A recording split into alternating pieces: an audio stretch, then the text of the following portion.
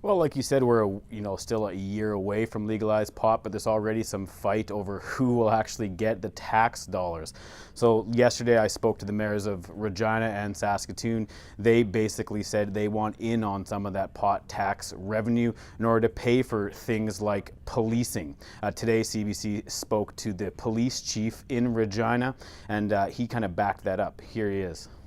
Some of it's very overt, some of it's very easy to see, but some of it I think is a little more hidden, but is underlying root causes of problems that we have often in society, and often frontline police officers are left to kind of pick up the pieces. So yes, this is going to have an impact on workload, it's going to have an impact on the number of resources we need and the cost of providing policing services, there's no question. Brad Wall spoke with CBC's Morning Edition this morning. He basically said, this whole legalizing pot thing is not about money.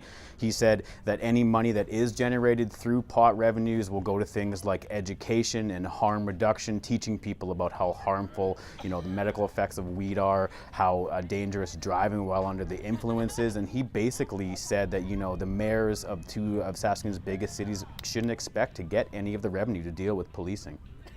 I don't know how much they'd be spending anything more. I mean, it's pretty simple. It's legal, don't touch.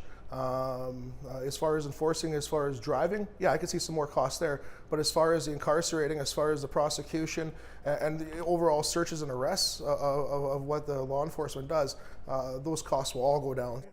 So that was Pat Warnecke. He runs a dispensary here in Saskatoon and one in Regina. So as you can see, again, we're still a year away from legalization, but there's still a lot of debate, a lot of fight over these dollars. And just as the province feels like they're kind of being strong-handed by the federal government to legalize pot and to regulate legalized pot, the city is feeling the same kind of pressure from the province because they say that they're the ones that are going to have to deal with this. So I don't think this issue is going anywhere anytime soon.